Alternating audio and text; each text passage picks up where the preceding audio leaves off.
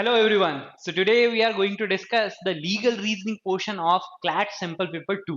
जैसे हमने देखा था CLAT का जो sample paper 1 आया था, in that we had 6 passages or 30 questions, and mostly the passages were from the recent Supreme Court judgments. But as we say that the CLAT consortium changes its pattern every time. तो यहाँ पे भी sample paper 2 में ही आपको जो pattern है वो change दिखेगा. Here the paper has 4 passages and 32 questions, और ये जितने भी passages आप देखोगे इसमें किसी में भी आपको recent judgment की बात नहीं मिलेगी. तो sample paper 2 is vastly और drastically changed from sample paper 1. तो यहाँ पे अगर हम passages देखेंगे, passages are mostly from static topics और करंट लॉ कि अगर आप देखोगे इसमें तो आपको इसमें जुवेनाइल जस्टिस लॉ पूछ लिया, इसमें आपको वाइकेरियस लाइबिलिटी सिडिशन लॉ पूछ लिया, और एक जो रीसेंट लॉ है with respect to sports law वो पूछा गया. तो यहाँ पे स्टैटिक टॉपिक भी आ गया, रीसेंट लॉ भी आ गया जो कि 2025 में आपको इनैक्ट किया गया था. तो ये सब इसमें कवर किया गया है.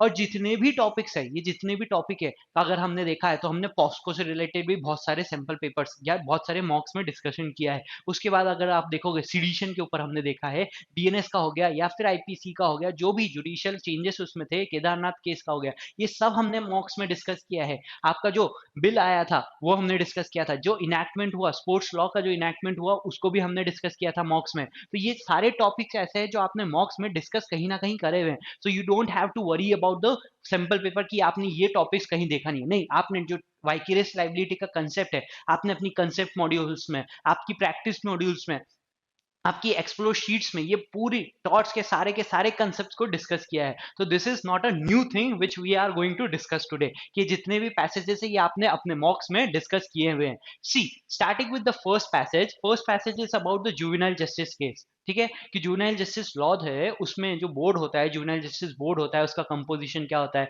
इनके पास क्या पावर्स होती है, उसके ऊपर है. सी कि it is very lengthy passage, but यहाँ पे क्या है, द क्वेश्चंस होंगे वो आर डायरेक्ट क्वेश्चंस कि जितने भी आपको पैसेजेस में क्वेश्चंस मिलेंगे they are directly from the passage itself. आपको ऐसा लगेगा कि ये तो लीगल का कम आरसी का पैसेज ज्यादा है. So see starting with the first passage, Nearly a decade after the Juvenile Justice Care and Protection of Children Act 2015 was enacted to create a child-friendly approach to education and rehabilitation. ये हमको पता है कि juvenile justice जो act है वो किसके respect में, child in conflict with law, कि जो भी पर्सन जो है, जो चाइल्ड है, अगर उसने कोई ऑफेंस किया है या फिर वो कॉन्फ्लिक्ट इन लॉ में है तो उसके अगेंस्ट में हम कहाँ देखते हैं, जुवेनाइल जस्टिस एक्ट का प्रोविजंस को रिफर करते हैं.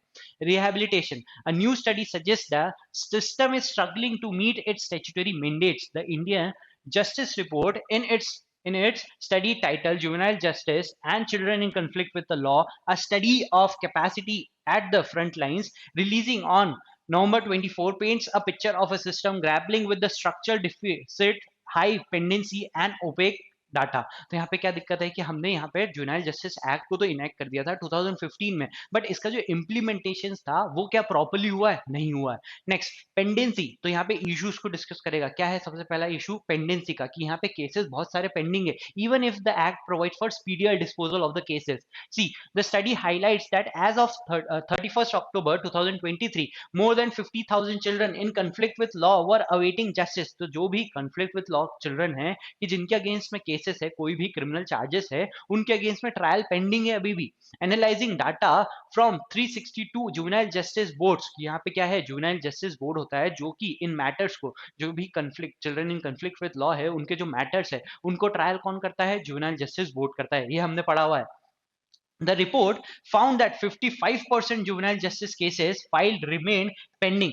This delay contradicts the core philosophy of the Act, which mandates the speedy disposal to prevent children from languishing in the system. हम क्या बोल रहे हैं कि जुवेनाइल जस्टिस एक्ट का पर्पस ही ये था कि स्पीडी ट्रायल मिल सके children in conflict with law को. अगर केसेस पेंडिंग है तो क्या वो पर्पस फुलफिल कर रहा है, नहीं कर रहा है. The report notes the human cost of this administrative failures. The legislative promise that a child in conflict with law will have their case disposed of without delay and in a manner that promotes the child's sense of dignity and worth remains largely unfulfilled. तो यहाँ पे हमारा क्या purpose था इस act को लाने का कि डिस्पोजल जल्दी हो और इसमें हम जो ट्रायल करेंगे वो चाइल्ड फ्रेंडली करेंगे, तो जो दो पर्पस है वो फुलफिल नहीं हुए.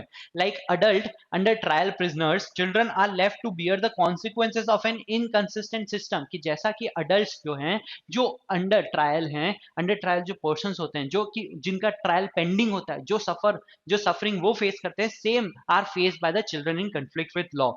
Next, vacancies. तो यहाँ पे जो जुवेनाइल जस्टिस बोर्ड है, जो बॉडी जो इन केसेस को रिफर करती है, जो इन केसेस को ट्राई करती है, उसमें अगर पेंडेंसी, उसमें अगर वैकेंसी होगी तो क्या यहाँ पे ट्रायल प्रॉपर हो पाएगा? क्या नहीं. क्या जस्टिस प्रॉपर हो पाएगी? नहीं. तो क्या बोल रहा है, a critical bottleneck identified is enormous vacancies at adjudicatory level. Under the law juvenile justice board must comprise a multi disciplinary team. कि यहाँ पे क्या होना चाहिए, जुवेनाइल जस्टिस बोर्ड है उसमें आप देखोगे उसका कंपोजिशन, अ प्रिंसिपल मजिस्ट्रेट, एक जुडिशियल मजिस्ट्रेट होगा, उसके साथ साथ two social workers has to be there. कि ये जो जुवेनाइल जस्टिस बोर्ड है उसकी कंपोजिशन क्या है, एक principal magistrate and two social workers. For this ensures that legal procedures are balance with psycho social understanding of the child. कि यहाँ पे हम किससे डील कर रहे हैं, child in conflict with law से डील कर रहे हैं. अगर कोई भी पर्सन क्या है, चाइल्ड है, तो उसके रिस्पेक्ट में हमको क्या है कि उसका चाइल्ड फ्रेंडली इन्वायरमेंट हो, उसकी साइकोलॉजिकल अंडरस्टैंडिंग भी हमको समझ में आए. इसलिए हमने क्या बोला कि जो दिस बोर्ड है should comprise of principal magistrate, ताकि आपको लीगल सिनेरियो भी पता चले, बट दो सोशल वर्कर्स भी होना चाहिए, ताकि वो जो बच्चे की जो चाइल्ड है उसकी सोशियो साइकोलॉजिकल नीड्स को भी ये केटर कर सके. Next, however, the study found that nearly 1 in 4 juvenile justice boards, 24% operated without a full bench. तो यहाँ पे जो full bench क्या होनी चाहिए थी, एक principal magistrate and two social workers, are not complied with.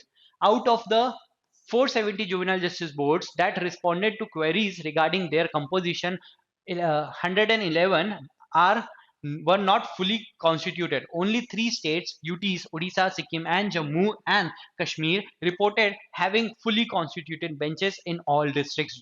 Justice Madan B. Lokar, former judge of the Supreme Court, called the finding worrying, saying that it was evidence of a substantial number of staff vacancies in child care institutions. तो यहाँ पे जो भी institution है juvenile justice board में, उसमें vacancies होने के कारण भी ये एक प्रॉब्लम है in the delivery of justice with respect to children in conflict with law. Next is the infrastructure gaps. कि यहाँ पे सर्टेन अथॉरिटीज और shelters home are provided in the act. की यहाँ पे कि जो भी पर्सन है चाइल्ड इन कंफ्लिक्ट लॉ है तो उसका ट्रायल होगा. During the pendency of the trial the person has to be kept in custody. तो इस कस्टडी में हम बोल रहे हैं सर्टेन ऑब्जर्वेशन होम्स हो सकते हैं, प्लेस ऑफ सेफ्टी हो सकता है, उनका कॉन्स्टिट्यूशन किया गया था. तो यहाँ पे the infrastructure meant to house and rehabilitate children shows significant gaps. कि अगर कोई भी children in conflict with law है उसको during the proceedings of the trial हो सकता है, उसके बाद में आफ्टर दैट अगर सपोज कोई भी पर्सन को जो चाइल्ड है उसको रिहेबिलिटेशन की जरूरत है तो उसके लिए सर्टेन शेल्टर्स होम हो सकते हैं या फिर सर्टेन होम्स का कॉन्स्टिट्यूशन किया गया था. बट अगर सपोज यहाँ पे लॉ में लिख दिया है कि there has to be a place of safety, there has to be a observation home, but कोई भी इन प्रैक्टिकल सेंस अगर हमने उस डेजिग्नेशन नहीं किया है या फिर कॉन्स्टिट्यूशन नहीं किया है इन प्लेसेस का, तो उसकी एप्लीकेबिलिटी कैसे हो पाएगी. See, the report points out that 14 states, including large ones such as Andhra Pradesh, Maharashtra, and West Bengal, did not have a place of safety. अब ये प्लेस ऑफ सेफ्टी क्या है, this are facilities specifically mandated for children between 16 age of 16 and 18 who are accused of heinous offences. की यहाँ पे safety places है, place of safety क्या है, एक पर्टिकुलर प्लेस डेजिग्नेट कर दी है क्योंकि जो पर्सन 16 टू 18 के एज ब्रैकेट में है और अगर उन्होंने हीनियस क्राइम करा है तो क्या उनको with a children of 6 years रख सकते हो क्या, नहीं. तो यहाँ पे there is a special home which has been constituted name as place of safety, जहां पे जो भी पर्सन 16 टू 18 इयर्स के एज ग्रैप में है और जिनके ऊपर कोई हीनियस ऑफेंसेस के चार्ज है, आप ड्यूरिंग द पेंडेंसी उनको कहाँ रखोगे, प्लेस ऑफ सेफ्टी में रखोगे, ना कि दूसरे बच्चों के साथ हो जिनके ऊपर दूसरे चार्जेस हैं. Furthermore, access to legal aid was inadequate despite the mandate for every juvenile justice board to have an attached legal services clinic. जैसे हम फ्री लीगल एड का कंसेप्ट देखते हैं, वैसा ही यहाँ पे क्या है कि जुवेनाइल जस्टिस बोर्ड के पास में there has to be a legal service clinic, ताकि जो भी पर्सन है जो कि child in conflict with law है, अगर उनके पास प्रॉपर लीगल सर्विसेज नहीं है, लीगल एडवोकेट्स नहीं है, तो वो इसकी हेल्प ले सकते हैं. 30% of the 437 responding boards reported having. The report concludes that the gap between legislative intent and ground reality remains wide, with the juvenile system often mirroring the inefficiencies of the adult criminal justice system. कि जो normal justice system है जहाँ पे adults का trial होता है, उनकी proceedings होती है, जैसे हम बोलते हैं जो criminal cases है बहुत ही हद तक pending रहते हैं, तो same कहाँ mirror कर रहा है with respect to juvenile justice also, rather than offering a distinct protective and alternative. कि जैसे हमने इसमें जुवेनाइल जस्टिस एक्ट का पर्पस ही यही था कि हम स्पीडी ट्रायल कर सके, कि हमने जुवेनाइल जस्टिस एक्ट का कॉन्स्टिट्यूशन ही क्यों किया, because we wanted the juveniles to have a speedier and effective remedy as compared to the adult justice system, but that purpose has not been fulfilled. The episodic nature of documentation is a failure of statutory compliance and fails to validate functioning. अब यहाँ पे क्या बोल रहा है कि यहाँ पे डॉक्यूमेंटेशन की जो रिक्वायरमेंट थी कि अगर सपोज जो भी प्रोसीडिंग्स हो रही है उनकी डॉक्यूमेंटेशन होना चाहिए, जो भी रीजन है उनको भी डॉक्यूमेंट करना चाहिए, but here there is episodic nature of documentation. तो यहाँ पे अगर डॉक्यूमेंटेशन नहीं हो रहा है, that also shows the failure on the part of administration. Unhappily, what documentation there is seems to show that in practice there is little to distinguish the system designate specially for children from the wider justice machinery. तो यहाँ पे there is no difference between the adult justice system and the juvenile justice system which was created for a speedier remedy. तो यहाँ पे कोई भी ऐसा difference दिखता नहीं है, दोनों में ही लेक्यूनास हैं. ठीक है. Starting with the first question, according to the study, a key contradiction between statutory mandate and practice is. तो यहाँ पे डायरेक्ट क्वेश्चन हम देख सकते हैं कि हमने क्या बोला कि जुवेनाइल जस्टिस एक्ट में आपको प्रोविजंस तो है, मैंडेट्स तो हैं, बट क्या वो प्रैक्टिकल सेंस में आपको फुलफिल होते हुए दिख रहे हैं क्या? नहीं दिख रहे हैं. Is that juvenile justice board dispose of case too rapidly? क्या ऐसा हो रहा है क्या? नहीं हो रहा है, because in practical sense there is pendency. That pendency remains high despite the act mandating speedier justice system. तो यहाँ पे speedier justice system तो propagate किया गया था in the act, but it was not effectuated in the practical sense. ठीक है. तो आंसर क्या होगा इसका? B. That social workers are given excessive authority. नहीं, सोशल वर्कर्स तो आप दे ही नहीं रहे हो. That infrastructure is over staff. Over staff है क्या? नहीं, वैकेंसी से तो आप बोल ही नहीं सकते कि ओवर स्टाफ है. तो answer would be B. Next 90. Which of the following best explains why incomplete juvenile justice board benches violate the intention of the act? कि हम बोल रहे थे there are vacancies in the juvenile justice board, तो इससे क्या show हो सकता है? The act requires the presence of lawyers only. lawyers का तो कोई बात ही नहीं हुई, हमने बोला प्रिंसिपल मजिस्ट्रेट होगा और उसके साथ 2 सोशल वर्कर्स होंगे. The act requires a multidisciplinary bench to ensure psychosocial and legal balance, क्योंकि हम क्या चाह रहे हैं? 2 सोशल वर्कर्स हो और एक प्रिंसिपल मजिस्ट्रेट हो. अगर ये होगा तो बेंच की कंपोजिशन क्या होगी? मल्टी डिसिप्लिनरी होगी, ताकि क्या हो सकता है? Children in conflict with law का जो child in conflict with law है उनके इश्यूज को हम प्रॉपर्ली डिस्कस कर सके बिफोर द बेंच. इसलिए हम बोल रहे हैं अगर कंप्लीट नहीं है, इनकम्प्लीट है, तो क्या साइको सोशल इश्यूज को आप प्रॉपर्ली डिस्कस कर सकते हो क्या? नहीं कर सकते हो. तो answer would be B. Only magistrates are competent to hear juvenile justice. नहीं, सोशल वर्कर्स को भी हम इंक्लूड कर रहे हैं. Pendency can only be reduce by full time जजेस. तो सिर्फ जजेस से ही होगी क्या? नहीं, सोशल वर्कर्स को भी तो हमको इंक्लूड करना है. सो answer would be B. C all questions are directly from the passage. आपको डायरेक्टली मिल जाएंगे कि जुवेनाइल जस्टिस बोर्ड की पेंडेंसी थी तो उससे क्या इफेक्ट हो सकता है. सी यहाँ पे 91 में which of the following statement is consistent with the report's conclusion. तो रिपोर्ट का कंक्लूजन क्या था? The juvenile system is functioning far better. नहीं, उन्होंने तो बोला कि the functioning is same as the adult justice system, क्योंकि उसमें भी लेक्यूनस थे और इसमें भी लेक्यूना है. Documentation and statutory compliance are regular है क्या? नहीं, डॉक्यूमेंटेशन तो वो कर ही नहीं रहे. The system is mirroring inefficiencies of the adult system instead of being distinct. यही Yes, the answer is C, because it is saying, the passage is saying, or the report is saying that the juvenile justice board was juvenile justice system was created for being distinct from the adult justice system, but is it is showing the same problem or lacunas. The answer would be C. Pendency and infrastructure gaps are improving each year. तो ऐसा तो कोई हमारे पास data है नहीं to support the option. 92. A child is produced before a juvenile justice board where only the principal magistrate is present because both social workers' positions have been vacant for months. The child's lawyer argues that the hearing is invalid because board is not fully constituted. The prosecution claims that the act permits proceeding to continue even with the partial bench to avoid the delay. Decide. अब हमने क्या देखा कि यहाँ पे हमारे पास क्या होनी चाहिए, फुल बेंच होनी चाहिए, जो कि क्या होनी चाहिए, एक प्रिंसिपल मैजिस्ट्रेट और 2 सोशल वर्कर्स की होनी चाहिए, जब ही जाके वो प्रॉपरली मल्टी डिसिप्लिनरी बोर्ड हो सकेगी और वो child in conflict with law के इश्यूज को प्रॉपरली डिस्कस कर सकेगी. द बोर्ड में फंक्शन इनडेफिनेटली, कि यहाँ पे क्या हो रहा है, indefinitely with only a magistrate. तो यहाँ पे हमारे पैसेज में ऐसा कुछ नहीं बताया गया है कि that the bench can operate for indefinite period in the absence of the other members. The partial benches undermine the statutory intent, की जो स्टेच्यूटरी इंटेंट थी, ताकि जो साइको सोशल अप्रोच होनी चाहिए बेंच की वो हो पाए ताकि यहाँ पे प्रिंसिपल मजिस्ट्रेट और सोशल वर्कर मिलके डिसीजन दे पाए. तो अगर जो इंटेंट थी क्या वो फुलफिल हो पाएगी अगर इनकम्प्लीट बेंच स्ट्रेंथ होगी? तो नहीं. Partial benches undermine statutory intent which requires full multidisciplinary composition. तो answer would be B. Proceedings are valid because pendency reduction is the paramount objective. No. And the vacancies have no legal consequences under the act. या कोई भी legal consequences नहीं होगा, नहीं हो सकता है. तो answer would be B. Next. 93. A 17-year-old accused of heinous offenses. कौन सा है? 17 year है, मतलब in the age gap of 16 to 18 है, committing heinous offense. तो इसको यहाँ पे अगर during the pendency कहाँ होना चाहिए? The person has to be kept in the place of safety. Is sent to a regular observation home. क्या यह regular observation में home में उनको कर सकते हैं क्या उनकी कस्टडी? नहीं. हम क्या बोल रहे हैं उनको? As per the passage, the person has to be kept in the place of safety.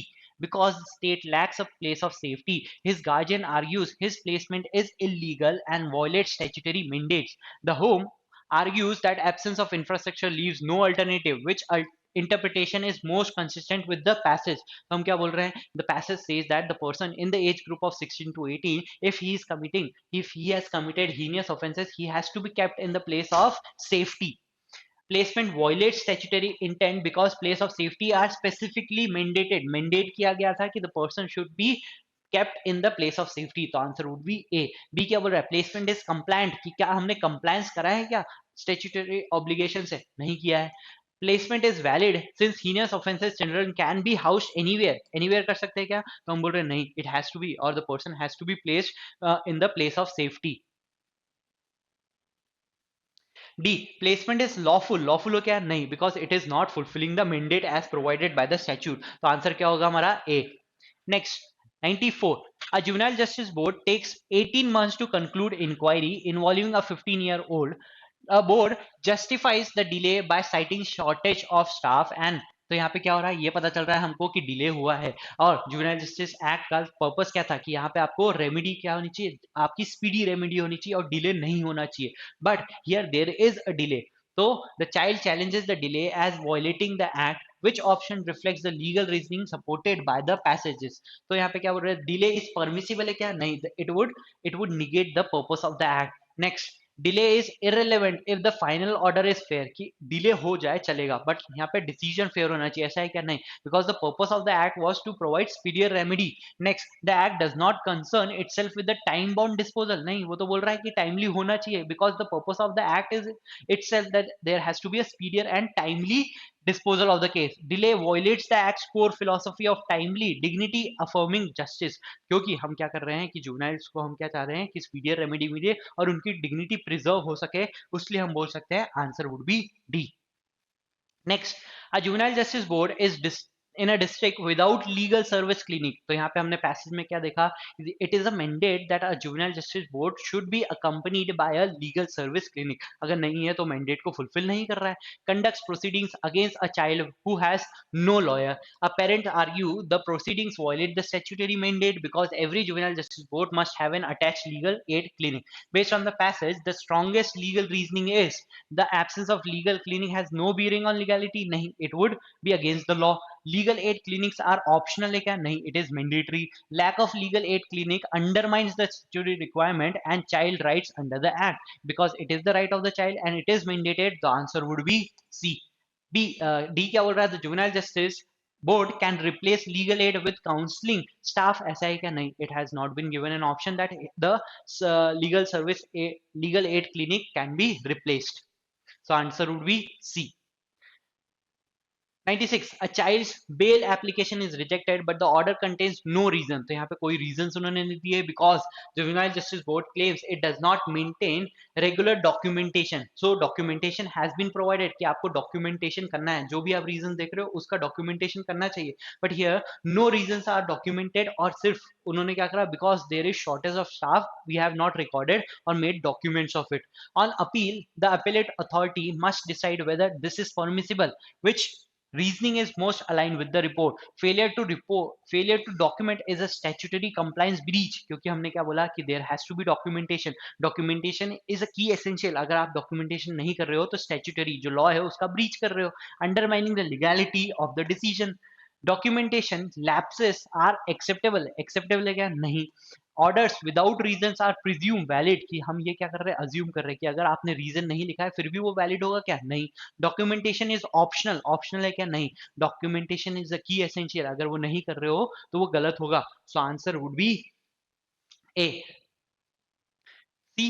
यहाँ पे हमने जितने भी आपने अभी क्वेश्चंस देखे ये क्या है, डायरेक्ट क्वेश्चंस थे कि आपको डायरेक्टली पैसेज से इन्फर कर सकते, कोई भी रीजनिंग एप्लीकेशन नहीं था यहाँ पे. नेक्स्ट पैसेज देखोगे आप तो स्पोर्ट्स लॉ के ऊपर है, कि अगर आप देखो यहाँ पे ये जो बिल था ये भी हमने डिस्कस करा था कि जो बिल था उसके ऊपर भी आपको क्वेश्चंस आए थे मॉक्स में, कि यहाँ पे national sport governance act of 2025 इन्होंने क्या करा है, एक आपका जुवेनाइल जस्टिस बोर्ड का क्वेश्चन ले लिया. दूसरा क्या पूछ रहा है, जो भी 25 का एक लॉ था जो कि इनैक्ट हुआ था उसको वो पूछ रहे हैं. तो this also has been discuss and this has also came in your mocks, so you don't have to worry about this. Next, sports law in republic of India while always growing and expanding is still a niche field that several practitioners are yet to fully understand and grasp the intricacies of. Part of the growth, expansion, awareness, and education of sports law in India is the proactive involvement of various government entities by enacting relevant legislation, conducting detailed studies, and pronouncing landmark judgments. In this sense, one of the most positive steps forward this direction took place in the month of August 2025 when the National Sports Governance Act 2025 received the assent of the President on 18th August 2025 and was officially enacted. अब यहाँ तक जितना भी हमने पढ़ा ये क्या है, स्टोरी लाइन है पूरा, उनमें स्टोरीज दी गई है, तो ये आप क्या कर सकते हो, जल्दी रीड कर सकते हो. The enactment of the NSGA marks a pivotal step in Indian sports and Indian sports law, with the intention to transform the way sports is regulated and governed in the country. Prior to the enactment of NSGA, sporting matters outside of those governed by privately set up national tribunals by various national sporting governing bodies would rely on government circulars, jurisprudence, and the 2011 Sports Development Code alone. तो prior law क्या था before this act, तो हम बोल रहे हैं कि यहाँ पे जो स्पोर्ट्स डेवलपमेंट कोड था या फिर जितना भी जुरिस्प्रूडेंस था इस मैटर्स के ऊपर या फिर सर्कुलर्स थे गवर्नमेंट्स के, उनके ऊपर डिसाइड्स होते थे matter, because there was no law which could be governing the sports, resulting in fragmented understanding, litigation, and rules. The NSGA offers a single codified legislation to govern oversight, election, dispute resolution, ethics, and athlete welfare. So, with respect to all these things, there has been a codification. हमने क्या किया है, codify किया, मतलब एक law को हमने बना दिया है जो इन सब matters को आपकी country में govern कर सकता है, because there was fragmentation prior to this. Under Chapter 2, Article 3 and 4 of the NSGA provides for the establishment of national sports bodies which shall act as governing bodies for their respective sports or sport organization. तो जितने भी sports हो गए उनके लिए एक अलग अलग क्या बन सकता है, national sports bodies बन सकते हैं under this act. Next, that is national Olympic committee. तो यहाँ पे क्या है, बॉडीज के बारे में एग्जांपल दे रहा है कि कौन कौन सी बॉडीज हो सकती है। तो नेशनल ओलंपिक कमिटी हो सकती है, नेशनल पैरालंपिक कमिटी हो सकती है, नेशनल स्पोर्ट्स फेडरेशन हो सकता है for each designated sport, and regional sport federation for each designated sport. Next, chapter 3 article 5 to 7 of NSGA provides for the establishment of national sports board. कि जैसे हम बोल सकते हैं यहाँ पे एक बोर्ड का भी कॉन्स्टिट्यूशन किया है, जिसकी which acts as an overriding body for the multiple national sport federation and organization in the country। अभी हमने क्या देखा, नेशनल स्पोर्ट बॉडीज देखी, फेडरेशन देखा, उनके रिस्पेक्ट में हम बोल रहे हैं कि यहाँ पे एक नेशनल स्पोर्ट्स बोर्ड होगा जो उसको क्या कर सकता है, acts as an overriding body. It will have an overriding power to grant और suspend the recognition of all national sports federation. कि हम आपका क्या कर सकते हैं, आपको ग्रांट भी कर सकते हैं, आपका सस्पेंड भी कर सकते हैं, जो भी रिकॉग्निशन होगा उसको कौन कर सकता है, national sports board. And even collaborate with international federations for athlete welfare, the other members of this panel। तो यहाँ पे क्या है, जो नेशनल स्पोर्ट्स बोर्ड है उसका कॉम्पोजिशन बता रहा है कि उसमें कौन होगा। There would be a director general of sports authority of India and 2 sports administrator and 1 eminent sports person who is Dronacharya Khel Ratna और अर्जुन अवार्ड विनर। तो यहाँ पे जो भी पर्सन हो सकता है, कि एक क्या हो सकता है, आपका director general of sports authority of India हो सकते हैं, नेक्स्ट यहाँ पे 2 स्पोर्ट्स एडमिनिस्ट्रेटर्स हो सकते हैं और एक इमिनेंट स्पोर्ट्स पर्सन हो सकता है जिनको ये पर्टिकुलर अवार्ड मिले हों। इनमें से कोई से भी अवार्ड अगर हो तो ये कंपोजिशन हो सकती है नेशनल स्पोर्ट्स बोर्ड की। Next, under chapter 9 article 16 to 26 NSGA provides for the establishment and functioning of national sports tribunal. जैसे हम ट्रिब्यूनल का देखते हैं कि जो भी डिस्प्यूट्स होते हैं विद रिस्पेक्ट टू दिस, वो कौन देख सकता है, tribunal. So here also there is a constitution of a tribunal, national sports tribunal. उसमें क्या कर सकते हैं, which aims to provide independent, speedy and cost effective resolution of sports disputes। तो sports disputes के रिस्पेक्ट में हमारा ट्रिब्यूनल कॉन्स्टिट्यूट हुआ है। अब इसका jurisdiction क्या हो सकता है, the objective with the establishment of such tribunal is to centralize and streamline the resolution of sports related disputes which are previously spread across various private tribunals and court system, because there was no central tribunal. तो जितने भी disputes होते थे वो अलग अलग courts में आप रेफर करते थे, कोर्ट्स में या फिर दूसरे प्राइवेट ट्रिब्यूनल्स में। Now there has been a codification, और उसमें हमने क्या किया है, एक ट्रिब्यूनल को कॉन्स्टिट्यूट करा है जो कि इन मैटर्स को डील करेगा। बट क्या इसके पास में सारे डिस्प्यूट्स के ऊपर जुरिस्डिक्शन है क्या, तो यहाँ पे बता रहा है no, certain disputes are not within its jurisdiction. कौन कौन से, however one of the pertinent point to bear in mind with regard to the tribunal is that it shall not have jurisdiction over specified disputes such as those that fall under the purview of international और national sporting bodies। की जो अभी हमने sporting bodies देखी थी कि अगर suppose कोई भी national या फिर international sporting bodies है और जो dispute है उनके regarding में है या फिर उनको concern करता है, तो वो कहाँ जाएगा, उनकी internal mechanism में, which already have their internal their own dispute resolution mechanism। तो यहाँ पे इन bodies का अगर कोई dispute है तो यहाँ पे jurisdiction with respect to tribunal होगा क्या, नहीं होगा। This limitation of jurisdiction is a major lacuna with respect to the NST, ये tribunal की, as it consequently fails to address the lack of competency and proper procedural handling of sporting dispute before such national sporting body tribunal and dispute mechanism which currently acts as the deterrent to sports dispute resolution in India। कि अगर हमने tribunal का constitution किया है उसके बाद भी हम उससे सर्टेन डिस्प्यूट्स के ऊपर जुरिस्डिक्शन नहीं दे रहे हैं, तो it would be a lacuna on the part of the tribunal. वो अपनी फंक्शनिंग प्रॉपरली नहीं कर पाएगा क्योंकि उनके पास सारा जुरिस्डिक्शन नहीं है। ठीक है, नेक्स्ट, अब डायरेक्ट क्वेश्चन है, which of the following bodies is empowered under the NSGA to grant or suspend the recognition of national sports federation। तो कौन कर सकता है, तो हमने बोला कि फेडरेशन को ग्रांट करना, उनको सस्पेंड करना, रिकॉग्निशन कौन करेगा, नेशनल स्पोर्ट ट्रिब्यूनल करेगा क्या, नहीं, नेशनल स्पोर्ट बोर्ड करेगा, yes. So answer would be B, directly passage में से दिया है, under the NSGA the national sport tribunal does not have jurisdiction over, किसके ऊपर जुरिस्डिक्शन नहीं है। तो अभी हमने देखा कि अगर इंटरनेशनल या फिर नेशनल स्पोर्टिंग बॉडीज है उनका जो डिस्प्यूट है उनके ऊपर नहीं है। तो डोपिंग है क्या, नहीं, सिलेक्शन डिस्प्यूट नहीं, disputes already govern by internal mechanism of national और इंटरनेशनल स्पोर्ट बॉडीज। तो यहाँ पे उन्होंने क्या किया है, जनरली डायरेक्टली आपको क्वेश्चन दे दिया जो कि पैसेज से दिया हुआ है, तो आंसर क्या होगा, सी होगा।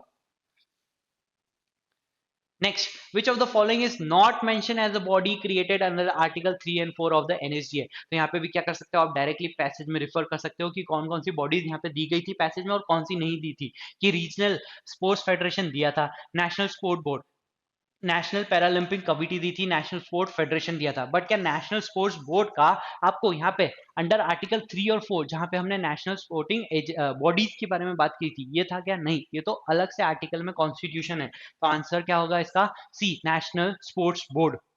Next, the composition of the national sport board, क्या कंपोजिशन था? अभी हमने देखा था कि director general of the national director general of sports authority of India था, 2 sports administrator and 1 eminent sports person जिसको वो सर्टेन अवार्ड्स मिले हो। तो ये कॉम्पोजिशन था directly.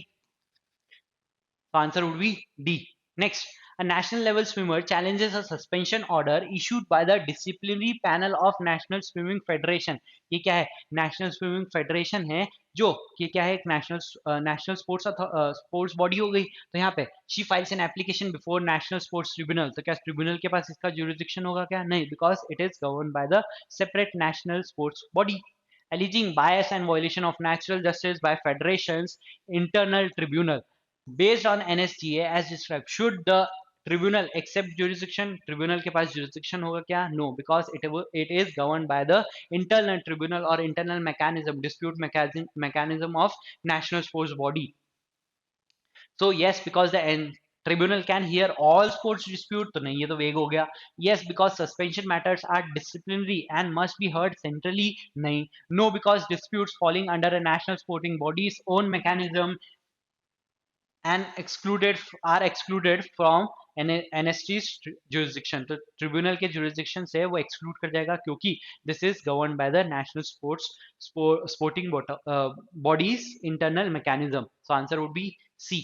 Next, the National Athletes Federation failed to conduct election in accordance with the NSGA। तो यहाँ पे अब इलेक्शन का, जो कि यहाँ पे हमने क्या बोला था, NSGA है, जो कि इलेक्शन के मैटर्स के ऊपर भी कोडिफाई किया गया। It has been made a law जिसमें वो क्या किसको भी अफेक्ट कर रहा है, इलेक्शन के रिस्पेक्ट में भी लॉ उन्होंने बनाया है। तो अगर वो लॉ कोई कंप्लायंस में नहीं होगा, सो यहाँ पे किसके पास, एनएस जो नेशनल स्पोर्ट्स बोर्ड है, it has been given a overriding power कि वो क्या कर सकता है, वो सस्पेंड कर सकता है या फिर उनको ग्रांट कर सकता है रिकॉग्निशन। तो यहाँ पे applying this only, the national sports board decide to suspend its recognition because it has not complied with the law. तो उन्होंने क्या करा, अपनी ओवरराइडिंग पावर का यूज करते हैं, रिकॉग्निशन को सस्पेंड करने चाह रहे हैं। The federation claims board has no authority, क्या बोर्ड के पास ये अथॉरिटी नहीं है? Yes, board has the authority to suspend the recognition because it has been provided a overriding power.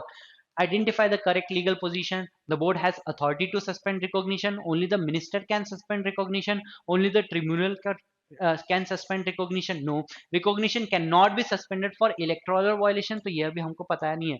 The passage is silent on this point कि electoral violations अगर हो रहे हैं, on this suspension cannot be done. The board has been provided with overriding power with respect to suspension of recognition। तो हमारे पास क्या answer होना चाहिए? A। सी, तो यहाँ पे जब भी आपको डाउट लगे कि पैसेज साइलेंट है, तो उसके रिस्पेक्ट में आप अपना ऑप्शन चूज उसी अकॉर्डिंग करो। ठीक है। Next, a dispute arises between Indian boxer and International Boxing Federation regarding eligibility for a global tournament. The boxer wants to approach the tribunal. Is the NST tribunal competent to hear the dispute? अब यहाँ पे क्या है कि यहाँ पे dispute है between Indian boxer and International Boxing Federation कि इंटरनेशनल बॉक्सिंग फेडरेशन क्या हो गया, इंटरनेशनल स्पोर्ट्स बॉडी हो गई। तो उसके रिस्पेक्ट में क्या है मैटर, ट्रिब्यूनल के पास आ सकता है क्या? नहीं। सी, yes, because the tribunal can hear dispute related to global competition। तो नहीं। Next, yes, because athletes welfare requires it। तो ये क्या हो गया, वेग सा आर्ग्यूमेंट हो गया। No, because international federations internal mechanism falls outside the tribunal's jurisdiction। yes, because it has been excluded by the passage कि law excludes this jurisdiction with respect to international sporting bodies। No, because NST only hears e sports related matters. तो e sports related matters के बारे में तो दिया ही नहीं है। तो अगर आप ये देखो, ये भी निगेट कर रहा है यहाँ पे नो। तो बेस्ट ऑप्शन क्या होगा आपका? C. Next, a regional sports federation disciplines an athlete who argues that the federation is not properly recognized under the NSGA, therefore has no authority over her. She files a complaint before the national sports board which is the most appropriate action under the NSDA framework, कि अगर हम complaint कर रहे हैं एनएसडीए national sports board को, तो board क्या कर सकते हैं, board has the overriding power to grant और सस्पेंड, तो उसके रिस्पेक्ट में वो क्या कर सकता है, देख सकता है whether the suspension has to be done और वेदर इट इज रिकॉग्नाइज्ड और नॉट, कौन कर सकता है, नेशनल स्पोर्ट्स बोर्ड कर सकता है।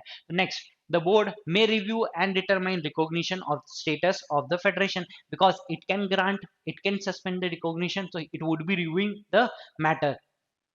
The board must refer the matter to the ministry, तो ये तो ऑप्शन बताया नहीं गया है। The board must automatically reinstate the athlete, तो इसके बारे में भी पावर नहीं है, हमारे पास पावर क्या है, बोर्ड के पास पावर है विथ रिस्पेक्ट टू रिकॉग्निशन, तो वही वो एक्शन ले सकता है। The board can not review recognition issues, तो रिकॉग्निशन इश्यूज को वो रिव्यू नहीं कर सकता है, review it can review, because only after the review it can suspend the recognition, तो हमारा क्या आंसर हो सकता है, best option would be A, because आपके पास पावर है ग्रांट करने की, सस्पेंड करने की रिकॉग्निशन, तो you can also review the matter. ठीक है, सो यहाँ पे भी हमने क्या देखा, डायरेक्टली रीजनिंग के क्वेश्चन थे, डायरेक्ट आपको पैसेजेस से मिल सकते हैं कि बोर्ड का आपको कंपोजिशन देख लिया, यहाँ पे बता दिया कि क्या क्या पर्सन हो सकते हैं, किसके पास पावर होगी, किसके पास नहीं होगी, तो डायरेक्टली पैसेजेस से आपको सारे क्वेश्चन मिलेंगे। नेक्स्ट क्या है, passage number 3, it is entirely appropriate that all businesses be responsible for the tort of their employees, तो यहाँ पे vicarious liability की हम बात कर रहे हैं कि the person who is the employer should be made liable for the acts of the employee। क्या है, vicarious liability is where one person is held liable for the tort of another even though that person did not commit the act itself। If I am the employer and another person is employee, for his act I can be made liable even if I have not individually committed that act। It is therefore a form of strict liability in that defendant is not at fault, कि यहाँ पे जो employer होता है वो कोई liability उसकी direct liability नहीं होती, strict liability हम बोल रहे हैं, because he has not himself acted for the liability। The most common form of vicarious liability is when the employer are held liable for the tort of their employees that are committed during the course of employment। हम यही बोलते हैं, the person or the employer would be liable for the acts of the employee when the act has been done by the employee in the course of employment। तो ये course of employment क्या होगा, ये भी discuss करेंगे। The issue of vicarious liability can be seen to be unjust in that someone who is not at fault can be held liable। अब ये क्या है, सिंपल एक आर्ग्यूमेंट दे रहा है, पैसेज में आर्ग्यूमेंट दे रहा है कि यहाँ पे जो पर्सन है वो अपनी एक फीडबैक दे रहा है कि this should not be considered good because here somebody has been made liable for the acts of another person। Next, in order to establish liability on the part of employer, several requirements must be satisfied। First, the wrongdoer must be an employee, क्या होना चाहिए, the person should be my employee। Next, as opposed to an independent contractor, तो यहाँ पे क्या differentiate होता है between the employee and an independent contractor, वो भी बताएगा। And secondly, the employee must have committed a tort, तो दो requirement होनी चाहिए, the employee, the person for whose act I would be liable, he should be my employee, and next he should have committed a tort, must have committed tort, and the tort must have been committed in the course of employment, there has to be course of employment in which the tort has been committed by the employee। So difference between employee and independent contractor क्या हो सकता है, the independent contractor में आपके पास control नहीं होता है with respect to how the work would be done, but with respect to employee you show or you dictate what has to be done and how it has to be done। See, one problem in particular the court have had in determining what constitute classification of employee, this is partly due to there being so many different employment relationships। तो यहाँ पे बहुत सारे different employment relationships हो सकते हैं, different criteria क्या हो सकते हैं कि whether the person is even under the employment or not has to be decided।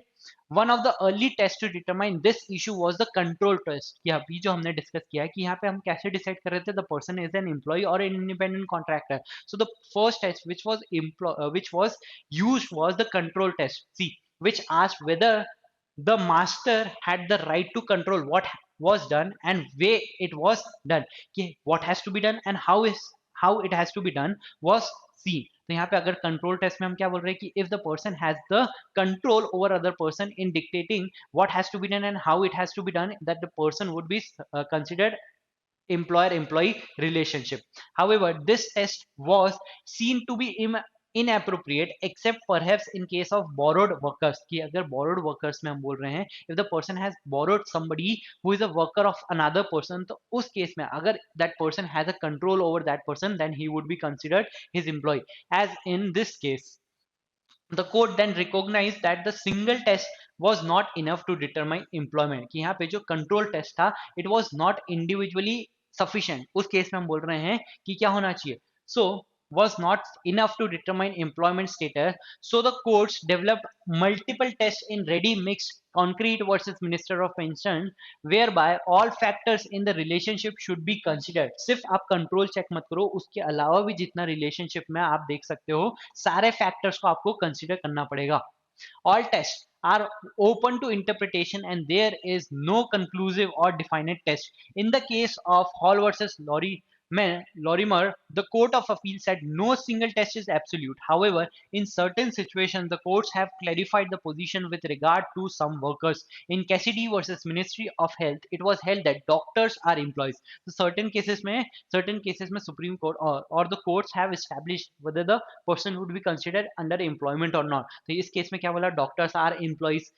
In Netherland led versus Taverna was held that out workers की peoples who work from home, कि जैसे अभी option क्या होता है वर्क फ्रॉम होम का, so the person if he is doing work from home, can that person be considered an employee? तो उस केस में क्या बोला गया, yes, the out workers could be classed as employees if they are doing the same work as those in the workplace. जो आप office में करते हैं वही अगर आप वर्क फ्रॉम होम में कर रहे हो तो that person would be considered employ with irrespective of the fact that he is doing work from home. An employer will only be liable for the tort of their employees if they are committed during the course of employment. जो next essential था कि हमने देखा first essential क्या होना चाहिए, the person should be an employee. उसके लिए हमने देखा control test था, उसके बाद हमने बोला कि आपके पास single control test से नहीं, आपको all factors consider करने चाहिए with respect to this relation and decide whether the person is an employee or not. Second जो है course of employment में होना चाहिए आपका ये tort. So rather than as the court put it on a frolic of his own, तो हम क्या बोल रहे हैं, committed during the course of employment rather than the court put it on a frolic of his own. तो यहाँ पे अगर suppose जो भी tort हुआ है, if the tort has been constituted or has been committed during the employment, then only during the course of employment, then only the employer will be liable. But if it has been done outside the course of employment on his own pleasures, तो उसके लिए liable नहीं होगा employer. This is another area of vicarious liability that the court have found particularly difficult to agree on, because it is very difficult to decide when the person is in the or during the course of employment and when it is not. The traditional test for determining that this is the Salmon test, which states that a tort will be committed in the course of employment. यहाँ पे हमारे respect में हम क्या बोल रहे हैं, the prior test which was provided by Salmon was कि यहाँ पे आप कैसे डिसाइड करोगे the person is acting during the course of employment or not, if it is either a wrongful act authorized by the master. So if the master has himself authorized a wrongful act, तो उसको क्या बोलेंगे, it has been committed during the course of employment. Next, a wrongful and unauthorized mode of doing some act authorized by the master. कि हम क्या बोल रहे हैं, एक तो wrongful act has been authorized by the master, कि हमने बोला कि आपको मास्टर ने बोला है सर्वेंट को या फिर एम्प्लॉय को, the person has been ordered by master that you go and override a bus in a speedier manner. ठीक है, यहाँ पे हम क्या बोल रहे हैं कि आप रॉन्ग साइड में जाके ये बस को चलाओ, तो यहाँ पे master has authorise you an wrongful act, कि रॉन्ग साइड में अगर बस चलाने के लिए मास्टर का ऑर्डर है तो this is a wrongful act. On the other hand, a wrongful and unauthorised mode of doing some act authorised by the master.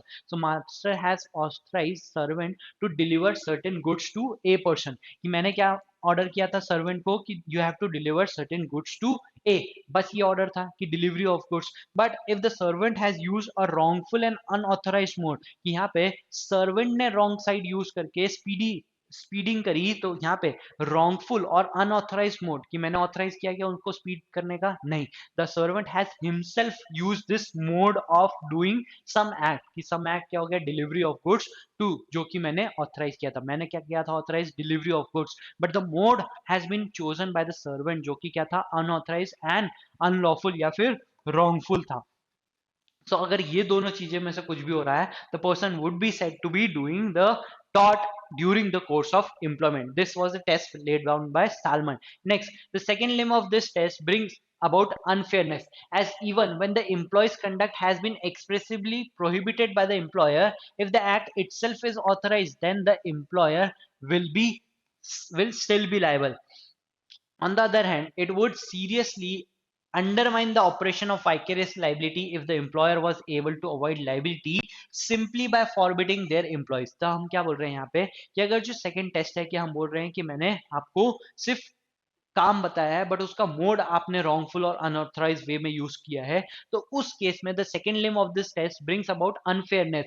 Yes, even when the employee's conduct has been expressly prohibited, कि अगर suppose मैंने उनको मना कर दिया था कि आपको स्पीड नहीं करनी है, आपको रॉन्ग साइड में नहीं जाना है, फिर भी अगर पर्सन ने उसको यूज किया है, उस wrongful मोड को यूज किया है, तो उस केस में if the act itself is authorised then the employer will still be liable. कि अगर जो मैंने एक्ट डिलीवरी का जो एक्ट था उसको ऑथराइज किया था बट मोड को प्रोहिबिट किया था, फिर भी अगर जो एम्प्लॉय है उस मोड को यूज करता है, फिर भी क्या हो सकता है, लायबल हो सकता है employer.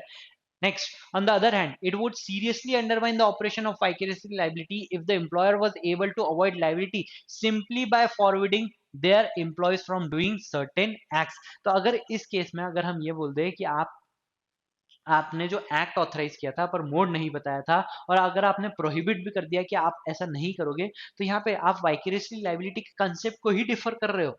This test was also criticised on the basis that it had clearly been devised to cover only negligent act of an employee and therefore did not consider intentional tort। कि यहाँ पे this test was also criticized on the basis that it had clearly been devised of to cover only negligent act। कि यहाँ पे अगर हम ये test use कर रहे हैं तो उससे क्या पता चलेगा, सिर्फ negligent act of the employees has been covered and not the intentional torts। तो उस केस में भी हम इसको क्रिटिसाइज कर रहे हैं, जो कि हमारा सालमन का टेस्ट था वो।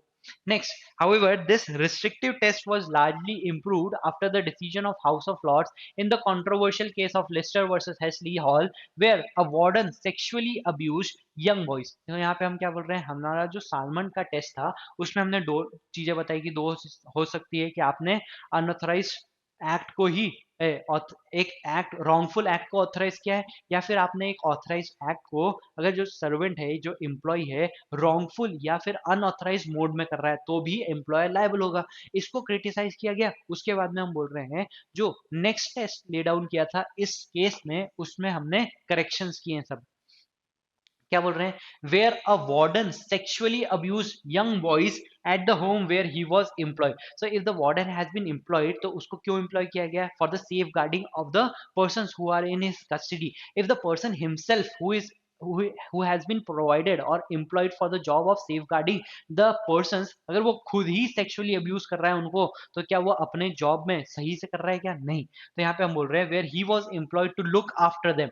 the House of Lords held in this case that the employer would be vicariously liable for employee स्टॉट। तो ये जो वार्डन है जिसको मैंने, अगर सपोज हम बोल रहे हैं ए पर्सन ने किसी वार्डन को एम्प्लॉय किया है for the safeguarding of the person in this place, तो if this warden is sexually abusing the persons, तो यहाँ पे एम्प्लॉयर की भी लाइबिलिटी आ सकती है, because employer has appointed this warden for the purpose of safe keeping. तो ये जो सेफ कीपिंग में उसने सेक्सुअल अब्यूज किया है, so it is connected with his job if there was a close connection with the employment। तो यहाँ पे employment क्या था, सेफ गार्डिंग। तो अगर वही वो अब्यूज कर रहा है, सेक्सुअल अब्यूज कर रहा है, सेक्सुअल हरासमेंट कर रहा है, so it is connected with his job और connected with his employment, therefore the employer is also held liable। problems also arise with regard to unauthorized lift contrary to instruction. कि अगर हमने बोला, जैसे यहाँ पे भी हम बोल रहे थे कि अगर सपोज एम्प्लॉयर ने बोल दिया कि आपको ये चीज नहीं करनी है, ये मोड का यूज नहीं करना है, फिर भी अगर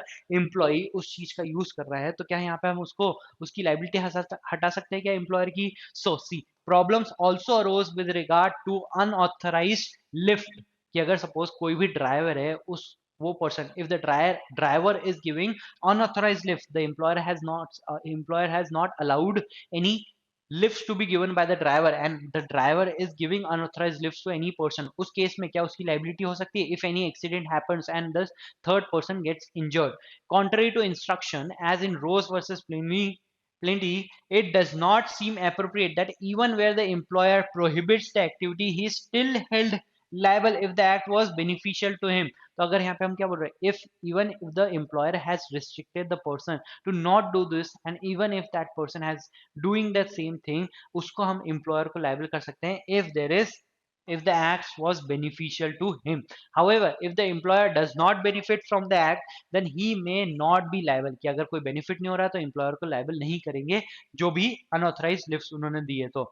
As in Twin Bean versus Express, this shows that there is very fine line between what does and does not attract vicarious liability, causing confusion and uncertainty. तो यहाँ पे पैसेज में भी आपको बहुत अनसर्टिनिटी दिखेगी कि यहाँ पे बोलना क्या चाह रहे हैं. कि आप बोल रहे हो वाइकेरियस लाइबिलिटी का प्रिंसिपल है, उसके बाद में हमने बोला कि क्या टेस्ट होगा, सालमन टेस्ट क्या होगा, उसके बाद में हमने बोला कि मिक्स टेस्ट क्या होगा, कि यहाँ पे आपको सारे फैक्टर्स देखने पड़ेंगे. उसके बाद में हम बोल रहे हैं कि कनेक्शन विद द एम्प्लॉयमेंट आपको देखना पड़ेगा. उसके बाद में उन्होंने लिफ्ट का बताया कि अगर सपोज अनऑथराइज लिफ्ट आप दे रहे हो तो कब लायबल हो सकते हो. उसके बाद में हम बोल रहे हैं कि अगर एम्प्लॉयर को कोई बेनिफिट हो रहा है तो एक केस में हम बोल रहे हैं कि उनकी लाइबिलिटी होगी. अगर कोई बेनिफिट नहीं हो रहा है तो कोई लाइबिलिटी नहीं होगी. तो there is a various arguments in this passage. Next question क्या है 105. A digital marketing company hires Reena to manage clients. She works from home. तो हमने passage में देखा था कि if the person is working from home, can that person be considered employee? So हमने बोला कि अगर सारे controls उनके पास है तो उस केस में यहाँ पे सारे काम अगर सेम कर रहे हैं जो कि अगर ऑफिस में करते हैं तो उसको हम एम्प्लॉय बोल सकते हैं. Using her own laptop but the company strictly dictates working hours. तो यहाँ पे the company is dictating the working hours, number of posts, content guidelines, and requires weekly review meetings. The company also withholds income tax at source. तो यहाँ पे सारा control किसके पास है, company के पास है. Even if the person is working from home, he or she is bound by the rules of the company. So here there is control of company over this employee. Where when she negligently posts defamatory content for the client sues the company. तो यहाँ पे vicariously liability of the company has been asked कि यहाँ पे company liable होगा क्या for the acts of the negligent act of the person who is working from home. तो यहाँ पे the company argues Reena is an independent contractor because she works from home on her own equipment. तो because she is using her own equipment, because she is working from home, क्या उस person को हम independent contractor बोल सकते हैं or not, and not the employee. So हमारे passage has provided that the person would be an employee even if the person is working from home because the same obligation has to be same obligations are imposed upon him or her as well. Decide. Reena is likely an employee because ready mixed concrete multiple tests requires balancing all factors and control plus integration can outweigh location and equipment. कि अगर हम सारे factors को conclude करें या फिर include करें जिसमें हम देख रहे हैं कंट्रोल भी है उनके पास में, वो जितना वर्क कर रही है वो सारा वर्क किसको दे रही है, कंपनी को दे रही है, तो the person can be considered employ. तो उस बेसिस पे हम क्या बोल सकते हैं, इट वुड बी और she would be considered an employ. क्या नहीं एम्प्लॉय होगी, because equipment ownership of is the decisive factor, because उसका खुद का इक्विपमेंट, उसका खुद का लैपटॉप यूज कर रही थी, that's why the person can not be considered employ. ये होगा क्या decisive factor, no. Reena is not an employ because home workers are never classified. क्या कभी भी उनको एम्प्लॉयज में नहीं कंसिडर किया जा सकता, no. Reena is not an employ because tax deductions are irrelevant to employment status. तो ये भी इररिलेवेंट है, सो answer would be A. Next, 106. A delivery driver instructed to take route X detours 10 kilometer to visit a friend. On the way back to route X, तो यहाँ पे हमने क्या करा कि यहाँ पे ये रूट था, इन्होंने डिटूर करा और वापस से अपने डेस्टाइन रूट की तरफ वो आ रहे थे. ही नेग्लिजेंटली इंजर्स अ पेडिस्ट्रियन. तो यहाँ पे उन्होंने किसी को नेग्लिजेंटली इंजर किया. The employer argues he was on frolic of his own. Which option applies the reasoning of Story versus Ashton correctly? तो यहाँ पे Story versus Ashton में हमको क्या बोला है,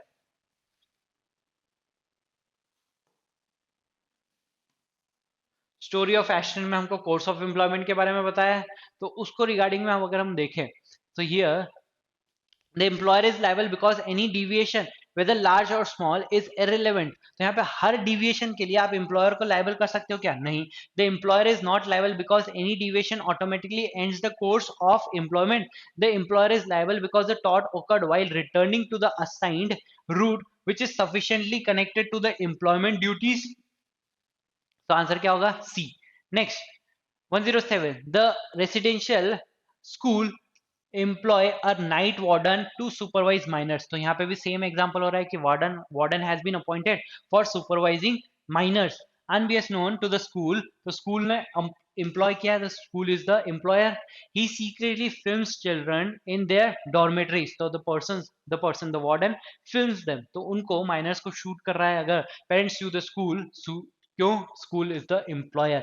The employer argues that filming is purely personal pursuit. No, because it is connected to the employment, because the person has been appointed, warden has been appointed to safe keep them. तो यहाँ पे अगर वही person अपने employment में ऐसा कुछ कर रहा है तो it is connected with his employment and the school can be held liable. And outside the Salmon test, which principle in the passage governs this situation? The Salmon test always applies, and intentional torts can never impose vicarious liability. nahi. The close connection test from Lister and Hesdy Hall is appropriate approach, and filming is closely connected to his supervisory duties. The person has been appointed for supervision, और उसी supervision में अगर वो खुद ही ऐसा कर रहा है तो that person can be held liable, and उसी के act से school can be held liable because the control is there. और उसके रिस्पेक्ट में हम क्या बोल सकते हैं, कंट्रोल क्या, connection with the employment is there, और उस कारण हम क्या बोल सकते हैं, the employer would also be liable. The employer is not liable because the act was expressly prohibited and purely personal. क्या personal है क्या नहीं, it is connected with the employment. Salmon test makes the employer liable because filming is an unauthorized mode of an authorized act. Authorized act है क्या, नहीं. So answer would be D. Next, a bus company instructs drivers not to race other buses. तो यहाँ पे there has been instruction कि आपको ये नहीं करना है, फिर भी nevertheless a driver races another company's bus to pick up more passengers, causing an accident. The passengers use the company, decide the employer is liable because racing, though prohibited, was a wrongful mode of performing an authorized duty, driving to collect passengers. तो यहाँ पे authorise act क्या है कि आपको हम गाड़ी दे रहे हैं, ड्राइवर को किस लिए गाड़ी दे रहे हैं कि आप पैसेंजर्स को कलेक्ट करोगे और उनसे जो भी चार्जेस होगा वो लोगे, तो ऑथराइज एक्ट तो है. बट यहाँ पे जो अनऑथराइज मोड है उसका यूज कर रहा है driver. The employer is not liable because the driver violated express return instruction. तो यहाँ पे हमने जब वाइकेरियस लाइबिलिटी का प्रिंसिपल देखा पैसेज में, द पर्सन और the employer has been made liable even if the instruction has been given कि आपको ये मोड का यूज नहीं करना है. So the employer is not liable because the driver violated express return instructions. नहीं, क्योंकि उन्होंने क्या करा है कि उन्होंने ऑथराइज एक्ट को wrongfully भी करा है, तो भी यहाँ पे एम्प्लॉयर लाइबल हो सकता है. The employer is not liable unless the company financially benefited from the racing. तो ये तो नहीं कंसिडर करेंगे. The employer is liable only if the racing occurred with in the first hour of the route. तो ये भी गलत है. सो answer would be A. A construction firm borrows a crane operator. तो यहाँ पे क्या आ गया, बोरोड वाला आ गया, the concept of borrowed workers. तो यहाँ पे एक construction firm borrows a crane operator from another company for 2 weeks. While lifting material, the operator negligently injures a passerby. So for the tort of the crane operator, या यहाँ पे जो borrowing construction firm है क्या उसको liable कर सकते हैं. तो हमने देखा था कि with respect to this the control test has to be there, कि अगर बोरोइंग वर्कर है तो उसके रिस्पेक्ट में अगर होना चाहिए, क्या होना चाहिए, कंट्रोल टेस्ट फुलफिल होना चाहिए. The borrowing firm had full control over how and when the crane was operated, which option reflect the reasoning in MERS Merseyside Docks versus Coggins and Griffith. The borrowing firm is likely liable because it exercised operational control over how the work was done. Yes, the original employer कि जिससे हमने borrow किया था वो liable होगा क्या? Even if it had no control, नहीं. No employer is liable, कि कोई भी एम्प्लॉयर लाइबल नहीं होगा. Both employees are automatically jointly liable होगा क्या, नहीं. तो यहाँ पे जो भी पर्सन बोरो किया है, if that person has the control, full control over the operation of the crane operator, तो that person would be liable. तो यहाँ पे कौन है, बोरोइंग इंफ्रास्ट्रक्चर और बोरोइंग कंस्ट्रक्शन फर्म है, तो answer would be A. Next, a delivery company prohibits drivers from giving lifts. तो यहाँ पे हमने जैसे देखा था पैसेज में, if the person has strictly prohibited giving lifts, a driver offers a free ride to neighbor while doing deliveries. During unloading, the neighbor helps carry and sews boxes, which speeds up the work. The neighbor slips due to driver's negligence and sues the company, applying the principle of Ross versus Plenty. तो यहाँ पे Ross versus Plenty का क्या rule था? सी. In the case of Ross versus Plenty, problems arose also arise with regard to unauthorized lifts contrary to the instruction as in Rose versus Plenty. It does not seem appropriate that even when the employer prohibits the activity, he is still held liable if the acts were beneficial to him. तो यहाँ पे if the acts were beneficial, the person would be held liable even if the instructions were clear. Instructions were that you don't have to give lifts to any other person.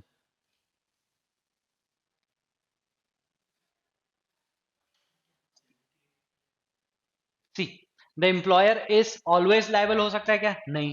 The employer is not liable because the lift was prohibited and provided gratuitously अगर दिया है तो उसके लिए liability नहीं होगी क्या? नहीं. The employer is not liable because the neighbour was not an employee. तो यहाँ पे हम किसकी बात कर रहे हैं? The employer is liable because the driver's act though prohibited was beneficial to the employer's business. क्योंकि यहाँ पे हम क्या बोल रहे हैं? उनका जो वर्क है वो जल्दी हो रहा है. For that purposes the act can be considered beneficial for the employer, and if it so तो यहाँ पे even if the specification or explicit restrictions has been made, the employer would be liable. The answer would be D. Next, a hotel security guard hired to maintain order and ensure safety forcibly drags a guest out of the lobby after mistaking him for a trespasser. The guard uses excessive force, causing injury.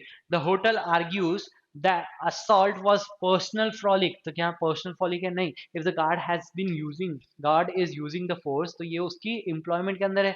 But excessive force उसने use करा है तो उसको हम क्या outside the employment बोल सकते हैं? नहीं. इट इज यूजिंग और it is doing an act but unauthorised और रॉन्गफुल एक्ट हो सकता है, बट ये एक्ट उसके with in the course of employment है.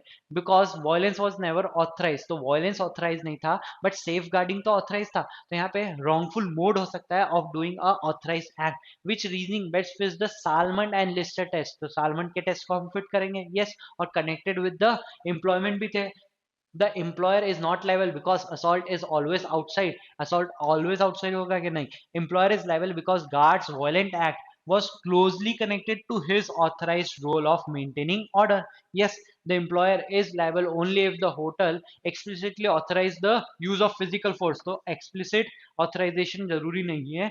Even if the employer is not liable unless the guard benefited the employer financially. तो ये भी जरूरी नहीं है. क्या होना चाहिए?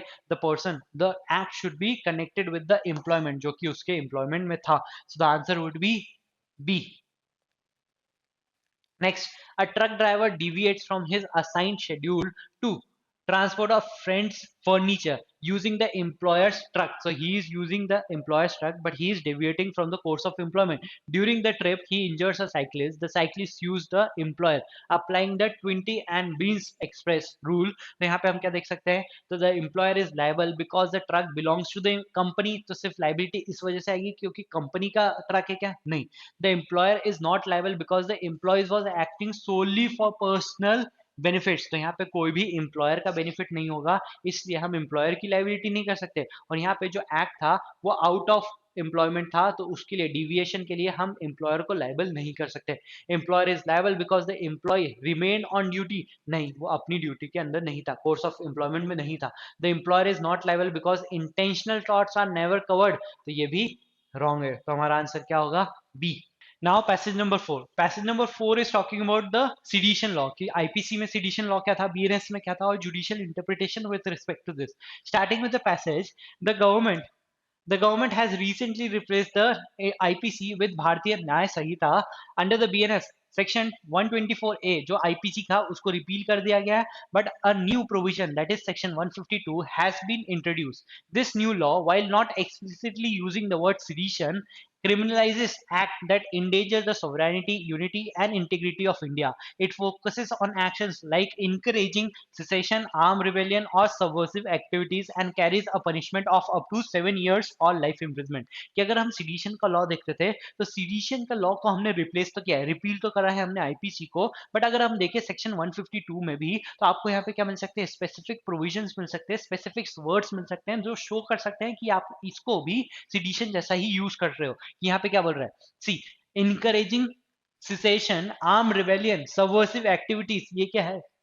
ये सारे वेग टर्म्स है जिसका यूज कर सके आप क्या कर सकते हो, सिडिशन जैसी एक्टिविटीज को भी चार्ज कर सकते हो। Some of the most famous sedition trials of the late 19, अब यहाँ पे स्टोरी वो बता रहा है कि कहाँ पे केस लगा था, तो it is irrelevant. C, 19th and the earlier 20th century involved Indian national leaders. The first among them was the trial of Joginder Chandra Bose in 1891. He was the editor of the newspaper. He wrote an article criticizing the age of consent bill for posing a threat of religious to the religious and for coercive relationship with Indians. It was also used to prosecute Bal Gangadhar Tilak. The other well-known case was the sedition trial of the Mahatma Gandhi. तो सारे facts है, relevant irrelevant नहीं है. Next, Kedarnath Singh versus State of Bihar. The Supreme Court has upheld the constitutionality of the sedition law, that is the 124A, on the basis that this power was required by the state to protect itself. यहाँ पे supreme court ने क्या बोला था, this section 124A is constitutional, कि ये invalid तो नहीं है because it is used by the state to protect itself, but यहाँ पे सर्टेन गाइडलाइंस दी गई थी. However it said that every citizen has a right to say और write about the government by way of criticism और comment. The person has a right to speech, वो comment कर सकते हैं, क्रिटिसाइज कर सकते हैं गवर्नमेंट एक्टिविटीज को. So that would not amount to sedition. A citizen can criticize the government to the extent that it does not incite violence against the government or with the intention of creating public disorder. So the comment or criticism against the government would be valid unless and until it is not inciting violence. तो उस condition में हम बोल रहे हैं sedition नहीं लगेगा. Balwant Singh versus state of Punjab 1995. The Supreme Court acquitted person from charges of sedition for shouting slogans such as Khalistan Zindabad. A person cannot be charged for sedition merely on the ground that the person is reciting any citations or slogans. कि slogans बोलने से क्या person को आप sedition के लिए charge कर सकते हो? नहीं, हमने क्या बोला कि the person has to incite violence, और यहाँ पे violence होना चाहिए. तो अगर वो नहीं हो रहा है, सिर्फ आप slogans बोल रहे हो, तो आपके ऊपर sedition charges नहीं लग सकते हैं. The court held that mere raising of slogans by individual alone cannot be said as sedition.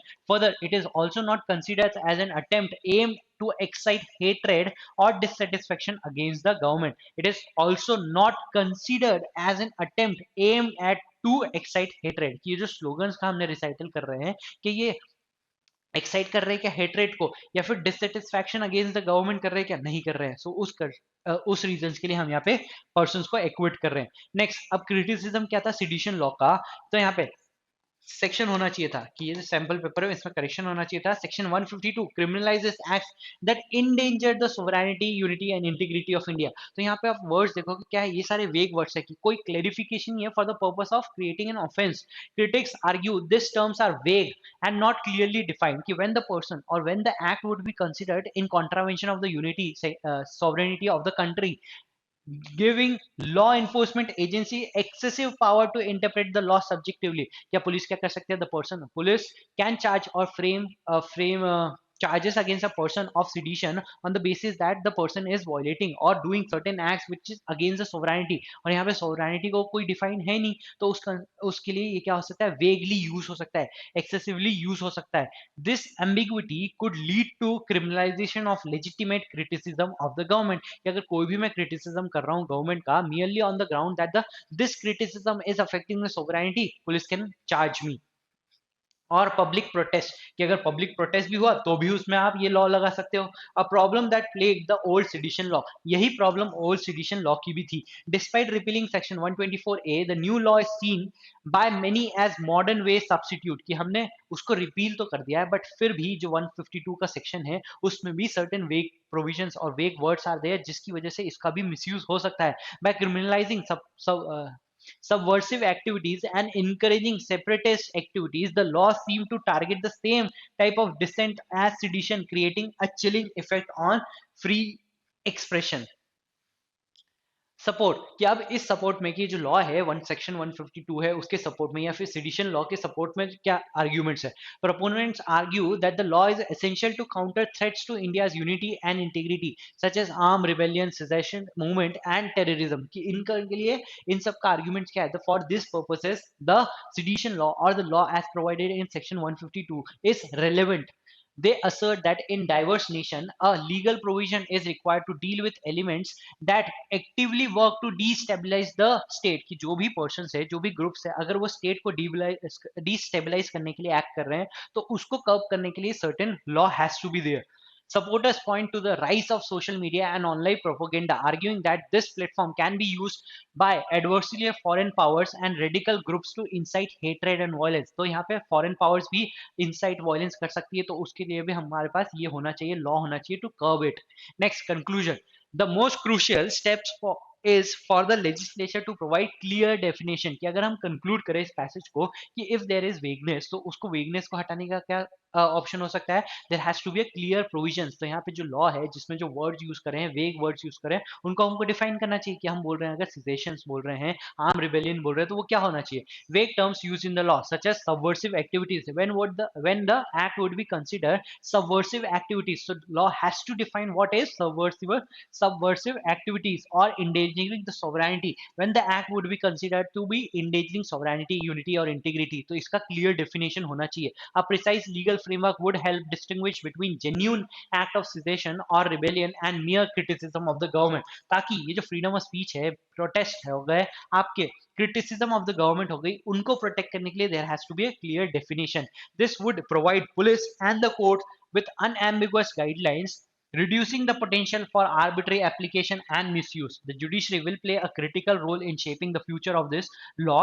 The Supreme Court needs to revisit its landmark Kedarnath Singh ruling and provide a more explicit and contemporary interpretation of the new provision. कि जैसा 124A के लिए supreme court ने केदारनाथ में interpretation दिया था, वैसे ही जो सेक्शन 152 है जहां पे वेग वर्ड्स का यूज किया गया है, because law has not provided the clear definition, the Supreme Court should revisit the Kedarnath Singh judgement और उसी से आपको नए लॉ का इंटरप्रिटेशन करना चाहिए. ठीक है. Next 113. Under section 152 of the BNS, a student group organizes a protest. यहाँ पे क्या हो रहा है? प्रोटेस्ट हो रहा है, protest march against the new central education policy. During the march they chant reject anti student laws and hold protest criticising the government. तो यहाँ पे क्या हो रहा है? प्रोटेस्ट हो रहा है, अगेंस्ट द गवर्नमेंट हो रहा है, क्रिटिसिज्म भी हो रहा है, बट क्या कोई सिजेशंस या फिर कोई इंसाइटिंग ऑफ वायलेंस हो रहा है क्या? नहीं. There is no violence. Property damage, यहाँ पे कुछ भी नहीं हुआ, ना प्रॉपर्टी डैमेज हुई है, ना वायलेंस हुआ है, कॉल फॉर रिबेलियन भी नहीं हुआ है. So in this case, if there is no rebellion or incitement of or hatred or violence, तो उस कंडीशन में क्या यहाँ पे sedition law लग सकता है क्या? 152 लग सकता है क्या? No. Police files a case under section 152 for subversive activities. Which of the reasoning best reflects the principles in Kedarnath Singh? Kedarnath Singh में क्या बोला था कि अगर कोई भी क्रिटिसिज्म हो रहा है, कमेंट हो रहा है, उसको हम सिडिशन नहीं बोलेंगे unless and until there is incitement of violence or hatred. तो जो कि यहाँ पे नहीं है, so it won't be considered subversive activities. No offense is made out because criticism without inciting violence or disorder is protected. Yes, the prosecution is valid. Valid है क्या prosecution? Because criticism of government can be interpreted as endangering unity. No, the prosecution is valid because intent is irrelevant. Intent भी तो देखेंगे कि अगर there is a intent to incite violence or hatred or not, तो उस condition में हम ये बोल सकते हैं गलत है. The protest is sedition because it challenges government authority, challenges the government authority is the not ground for sedition. क्या होना चाहिए? इंसाइटमेंट ऑफ हेट्रेड या वायलेंस भी होना चाहिए. सो answer would be A. Next, an activist writes an article urging that the northeastern state be granted greater cultural autonomy, including control over local resources and administrative reforms. She expressly clarifies she does not support secession or rebellion. तो यहाँ पे secession और rebellion को वो support नहीं कर रही है. So merely she is asking for a greater say in the administration. The government alleges she encourages separatist activities under section 152, applying the judicial test from the passage determine. तो judicial test क्या होगा कि केदारनाथ सिंह या बलवंत सिंह में क्या बोला गया था?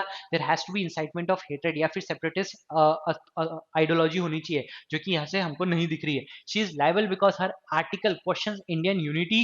नहीं, her liability depends only on whether police finds the article offensive. तो पुलिस के ऊपर है क्या? नहीं.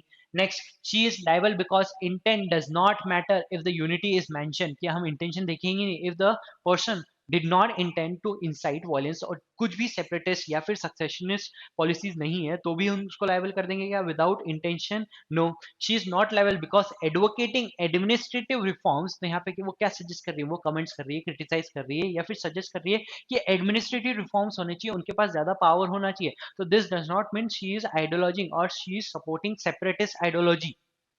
Without calling for secession or violence is protected speech, so it would be protected. So answer would be D. Next, a political leader posts a video saying statehood should be discussed openly. The center must allow self-determination debates. No violence occur afterwards. तो हम क्या बोल रहे हैं? सिर्फ हम बोल रहे हैं कि आपको क्या करना चाहिए? स्टेटहुड के ऊपर बातें करना, ओपनली डिस्कस करना अलाउ करना चाहिए based on the principle outline in the passage. तो ये सिर्फ जो स्टेटमेंट में बोल रहा हूँ कि अगर statement statehood should be discussed openly, कि नॉर्मल डिस्कशन होना चाहिए स्टेटहुड के ऊपर, and the centre must allow self determination debates, तो इन डिबेट्स को अलाउ करना चाहिए स्टेट सेंटर को। So these are merely suggestions made by the person and does not support the sedition charges। तो यहाँ पे no violence occurred afterward, तो यहाँ पे there was no incitement of violence, therefore no violence took place। तो यहाँ पे क्या sedition हो सकता है क्या? No। The leader is liable because self determination automatically implies rebellion। तो यहाँ पे self determination क्या automatically करेगा क्या? No। एक्सट्रीम स्टेटमेंट हो गया। The leader is not liable because abstract discussion do not meet the threshold of inciting disorder और violence, की सिर्फ डिस्कशन करने से क्या आप इंसाइट कर रहे हो क्या वायलेंस को? नहीं। So this would be the right option. Leader is liable because the phrase is वेग and may endanger integrity। no, the leader is liable only if foreign power imply his video। तो ये तो क्या है? ये factual condition थी कि हम बोल रहे थे कि हमको सिडिशन लॉ की क्यों जरूरत थी, because foreign elements can also use this cases। The answer would be B। Next, during a heated rally, four men shout, "We want freedom." The crowd does not respond and no further slogan was raised. Police immediately charged them। तो यहाँ पे merely raising slogans क्या sedition charges raise कर सकता है क्या? No, because the sedition charges cannot be applied, because in the passage also some persons were acquitted because they were merely raising slogans। So merely raising of slogans cannot attract sedition charges। Section 152 for promoting separatism, which reasoning aligns with Balwant Singh. तो यहाँ पे क्या बोल रहे हैं? They are liable because the words freedom always indicate separatism, कि अगर हम फ्रीडम बोल रहे हैं तो उसका ये मतलब है कि we want freedom from the country itself. No, they are liable because even two people can threaten unity. तो यहाँ पे ये भी गलत है। They are not liable because isolated slogans without public impact और incitement do not constitute a crime. यहाँ पे ये क्राइम नहीं होगा because it is merely raising of slogans, no incitement has been done, और यहाँ पे कोई भी वॉयलेंस नहीं हो रहा है। They are liable unless they apologize publicly। so this is irrelevant information, so answer would be C। Next, a journalist reports that a banned extremist group is gaining public sympathy। So यहाँ पे reporting हो रही है कि अगर suppose कोई भी newspaper में आर्टिकल आता है which is showing the facts which is happening, तो क्या यहाँ पे उस केसेस में भी हम उनको सीडिशन के लिए चार्ज कर सकते हैं क्या? सी, अ जर्नलिस्ट रिपोर्ट्स, कि उन्होंने सिर्फ रिपोर्ट किया है न्यूज़पेपर में कि जो एक ग्रुप है is gaining public sympathy in certain areas due to government inaction. The report documents facts that does not praise और इनकरेज द ग्रुप। वो क्या कर रहे हैं? सिर्फ फैक्चुअल इंफॉर्मेशन पास कर रहे हैं। वो कोई इंसाइटमेंट क्रिएट कर रहे हैं क्या? नहीं। क्या वो सेपरेटिस्ट आइडियोलॉजी को सपोर्ट कर रहे हैं क्या? नहीं। सिर्फ they are merely providing the information और the facts. Authorities claim the report endangers unity by creating dissatisfaction towards the state. तो यहाँ पे अथॉरिटीज क्या बोल रहे हैं? Because they have released this information in the report form, इसलिए वो बोल रहे हैं कि ये डिससेटिस्फैक्शन करेगा towards the state. So therefore the person और the journalist should be made liable under the legal reasoning in the passage। the journalist is liable because any mention of extremist group is subversive। कि यहाँ पे subversive होगा क्या? नहीं, कि हम बोल रहे हैं क्या subversive acts क्या होना चाहिए? एक तो clearly defined नहीं है, और subversive acts क्या होता है कि जिससे कि आप state के against में कुछ कर रहे हो उनकी stability को hamper करने के लिए। बट यहाँ पे सिर्फ merely reporting होगा क्या dissatisfaction towards the government? No। Generalist is not liable because factual reporting without inciting violence falls within protected speech। यही हम बोल रहे हैं कि सिर्फ आप रिपोर्ट कर रहे हो, सिर्फ इंफॉर्मेशन पास ऑन कर रहे हो without inciting violence is protected speech. Journalist liable because reports that embarrass the governments are prohibited। कि अगर कोई भी रिपोर्ट अगर गवर्नमेंट को embarrass कर रही है, उनके फेवर में नहीं है, तो क्या वो prohibited होगी क्या? No। liability depends only on whether the report went viral। तो ये भी irrelevant है। तो यहाँ पे आंसर क्या होगा? B. Next, which principle from Kedarnath Singh remain crucial for evaluating section 152। तो क्या होना चाहिए? तो speech any criticism of the government is sedition, नहीं, उन्होंने तो बोला कि अगर इंसाइटमेंट ऑफ वायलेंस हो रहा है तभी हम जाके बोलेंगे it is seditious. Speech is protected unless it insights violence और पब्लिक डिसऑर्डर, कि जब पब्लिक डिसऑर्डर होगा या फिर वायलेंस होगा तभी हम बोलेंगे कि ये जो स्पीच थी वो कैसी थी, सिडिशियस थी। So this was the ruling of the Supreme Court. Intent is irrelevant when evaluating national security offences, इसके बारे में भी नहीं बताया। Peaceful protest is automatically illegal, तो ये भी अगेंस्ट ऑफ द रूलिंग है। सो आंसर वुड बी बी।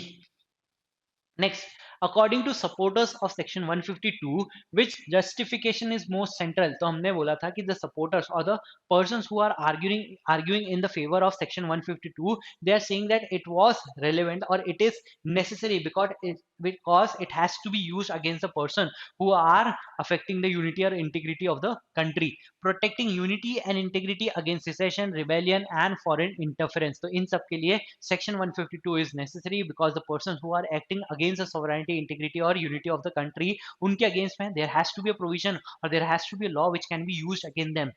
तो answer would be A. B क्या बोल रहा है, प्रिजर्विंग गवर्नमेंट्स इमेज इंटरनेशनली, नहीं, हम बोल रहे हैं कि the purpose of this act was to preserve the unity, integrity and sovereignty of the country and not the image of the government, ensuring that all political criticism is monitored, no, reducing courts workload by reducing free speech rights, कि हम क्या चाहते हैं कि हम workload कम करना चाहते हैं, उसके लिए हम फ्री स्पीच को ही कम कर दें क्या, no, the answer would be A.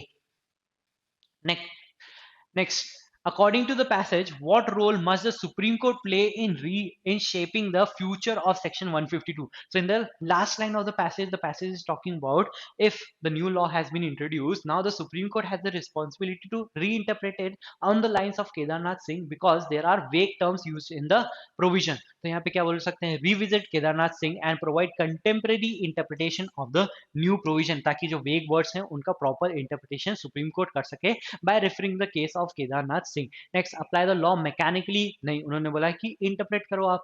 Declare 152 automatically unconstitutional, नहीं, उन्होंने बोला आप क्या कर सकते हो, इसको reinterpret कर सकते हो in the lines of contemporary law. Allow police wide discretion without judicial review, so no. So the answer would be A. So by this we conclude the questions of the legal reasoning portion.